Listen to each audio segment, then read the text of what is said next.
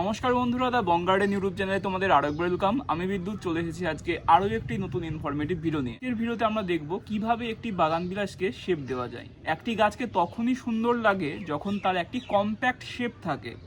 বাগান বিলাসের বেশ কিছু ভ্যারাইটিকে খুব সহজেই শেপ দেওয়া যায়। এরকম বেশ অনেক ভ্যারাইটি আছে যাদের শেপ দেওয়াটা একটু ডিফিকাল্ট। কোনো ভ্যারাইটিকে আমরা এক বছরের মধ্যে একটা পারফেক্ট শেপের মধ্যে নিয়ে আসতে পারি, এবং কোনো ভ্যারাইটি আছে যেগুলোকে শেপ দিতে কিন্তু তার থেকেও বেশি সময় লেগে যায়। তুমি যে ভ্যারাইটিটা তোমরা দেখতে পাচ্ছ, এটা দেখো একটা পারফেক্ট শেপের মধ্যে রয়েছে, চারিদিকটা কভার রয়েছে। এই ভ্যারাইটিটার নাম হচ্ছে গোল্ডেন বি গজেস। মাঝে মাঝে গোল্ডেন পাতা, সবুজ পাতার একটা কম্বিনেশন রয়েছে, এবং দেখো কিরকম পারফেক্ট একটা শেপের মধ্যে গাছটি রয়েছে। এই সকল গাছগুলোকে আমরা খুব সহজেই শেপ দিতে পারি। এর বয়স 1 বছরও এখনো হয়নি, মোটামুটি 7 মাস মতো হচ্ছে এর বয়স। এই বোগেনভিলিয়ার মধ্যে যে সকল ভ্যারাইটিগুলো ছোট পাতার হয় তাদের আমরা খুব সহজেই সুন্দর শেপ দিতে পারি। এই পাশেই একটি সুন্দর ভ্যারাইটি রয়েছে যার নাম হচ্ছে নেসক্যাফে। দেখো অসাধারণ সুন্দর একটি মিষ্টি কালার। এই ভ্যারাইটিটাকে শেপ দেওয়াটা অনেকটাই ডিফিকাল্ট। আগের বছর আমার গাছটি তেমন শেপের মধ্যে ছিল না, তো এই বছর আমি গাছটিকে পারফেক্ট একটা শেপ দেব। দেখো চারিপাশে সুতো রয়েছে, সুতো দিয়ে প্রতিটা ডালকে অ্যারেঞ্জ করে চারিদিকে নিয়ে আসা হয়েছে। এই যে গাছটির চারিত্রিক বৈশিষ্ট্য হচ্ছে যখন ব্রাঞ্চ ছাড়ে সেগুলো লম্বা হয়ে উপরের দিকে চলে যায়। তো আমি উপরের দিকে যেতে দিইনি, এইরকম সুতো দিয়ে প্রতিটা ডালকে বেঁধে নিচের দিকে টেনে রেখেছি। এবং দেখো চারিপাশে এই ডালগুলো ছড়িয়ে রয়েছে, দেখো এইভাবে চারিপাশে কিন্তু ছড়িয়ে রয়েছে। আমি বাড়তে দিয়েছি, আমি কাটিনি।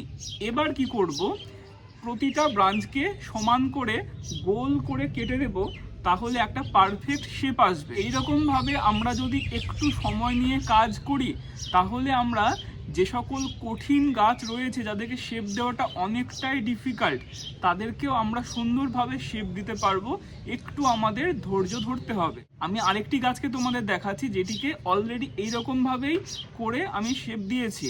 এই যে ভ্যারাইটি, এটার নাম হচ্ছে ইয়েলো ফ্যান্টাসি। এরও নেচার ওই রকম লম্বা লম্বা হয়ে উপরের দিকে ডাল ছাড়া। আগের বছর আমার কাছে ছিল, কিন্তু আমি সেরকমভাবে শেপের মধ্যে গাছটিকে নিয়ে আসতে পারিনি। এই বছর সেম একইভাবে দেখো সুতো দিয়ে টানা দেওয়া ছিল। এরও ব্রাঞ্চ অনেক অনেক লম্বা ছিল, সেগুলোকে কেটে এখনও টানা দিয়ে রাখা আছে। এবং এই যে কেটে দেওয়ার পরে দেখো এইগুলো থেকে প্রতিটা জায়গা থেকে কিন্তু সাইড ব্রাঞ্চ ছাড়বে, এবং এই ছোট জায়গার মধ্যেই একটা কম্প্যাক্ট শেপ কিন্তু গাছ ধরে রাখবে।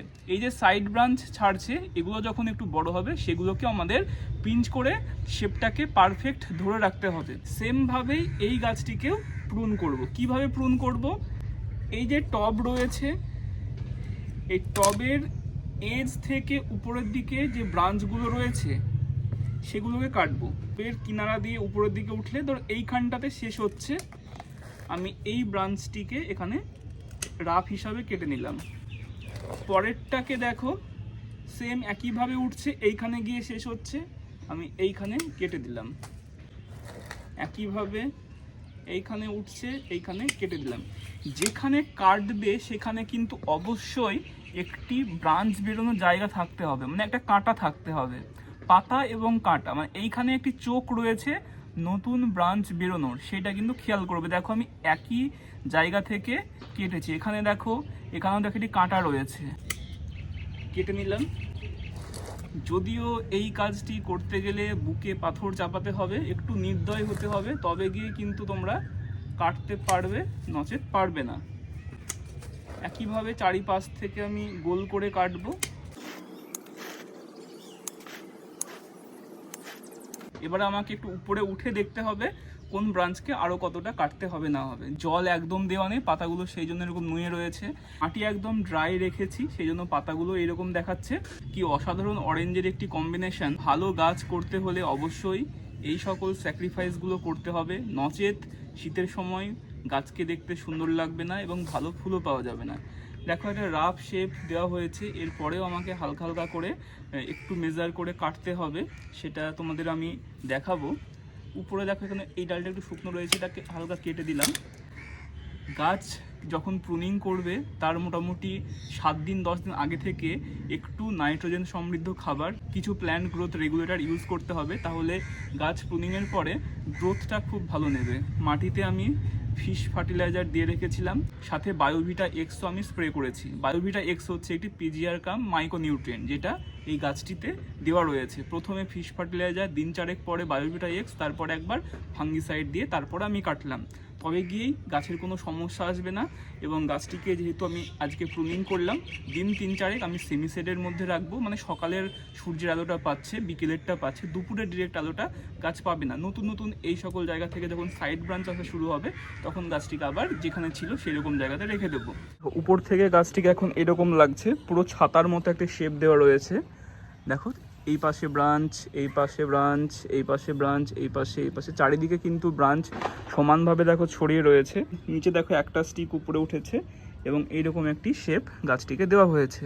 এবারে এই যে ব্রাঞ্চগুলো দেখো অনেকটাই বাইরে বেরিয়ে আছে, এগুলো এতটা বেরিয়ে থাকলে কিন্তু ভালো লাগবে না। মোটামুটি 3-4টে করে চোখ রাখতে হবে। দেখো, একটা চোখ, দুটো, 3টে, 4টে, আমি 4টে করে রেখে বাকিগুলোকে কেটে দেবো। এই যে কাজটা করা হয়েছে একটু সময় নিয়ে, প্রতিটা ব্রাঞ্চকে এভাবে সুতো দিয়ে টেনে রাখা হয়েছে।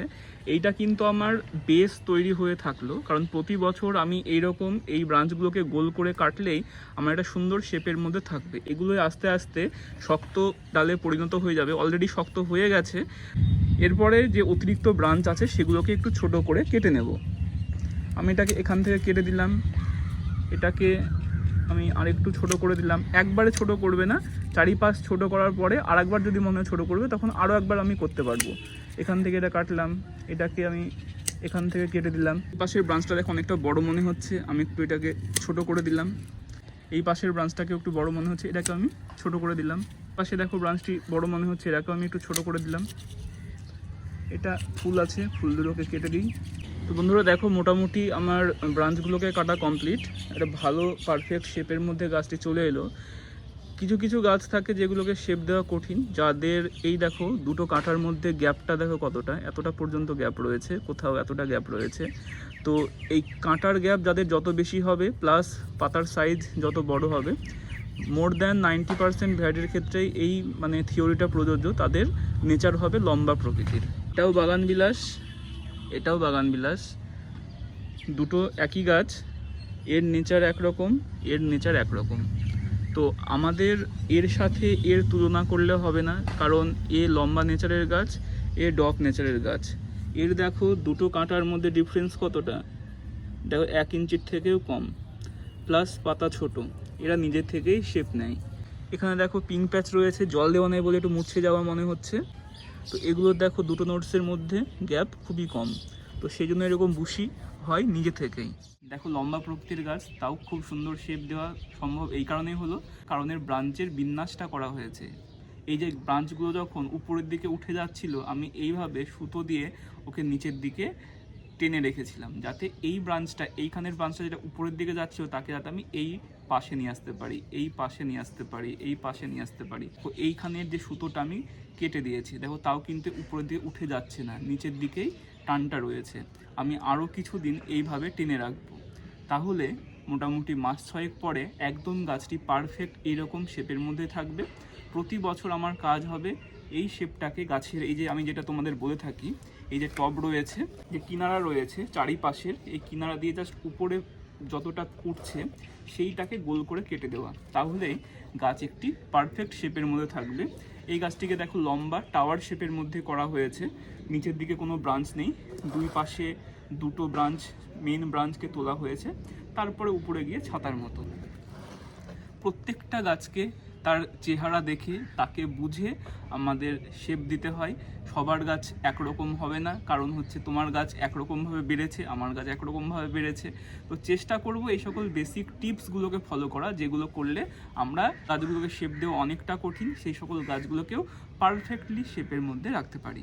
আর একটা কথা খুবই গুরুত্বপূর্ণ, এইরকম শেপের গাছ বিভিন্ন দাদা দিদিদের দেখে মন খারাপ করো না, কারণ এগুলো নিজে থেকেই শেপ নেয়। ধরো তোমার কাছে এইরকম লম্বা নেচারের গাছ রয়েছে তার সাথে এর ম্যাচ কিন্তু হবে না, কারণ দুটোর নেচার পুরোপুরি আলাদা। এগুলো হচ্ছে একটা বেসিক জিনিস যেগুলো তোমাদের অনেকেই বলবে, অনেকেই হয়তো বলবে না, এগুলোকে বুঝে করতে হবে। একটা বেসিক সিক্রেটস বলতে পারো বা বেসিক জিনিস বলতে পারো, বড় পাতা গাছ বড় হবে, ছোট পাতা গাছ ছোট হয়ে থাকবে। একটা সিম্পল টিপস, এটা কিন্তু সব ক্ষেত্রে যে প্রযোজ্য হবে সেটা নয়, বাট যারা একদম নতুন বুঝতে পারছো না কোন গাছের নেচার কেমন, আমরাও তো বুঝতে পারি না, বাইরে থেকে ধরো অনেক ভ্যারাইটির গাছ আসে, তার নেচার কীরকম সেটা গাছ করতে করতে বোঝা যায়।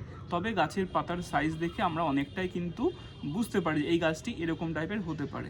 যেমন বাটার কাপ, পাতার সাইজ কিন্তু বড় হয়, কিন্তু বাটার কাপকে খুব সুন্দর শেপও দেওয়া যায়, লম্বা প্রকৃতির কিন্তু হয়ে যায় না।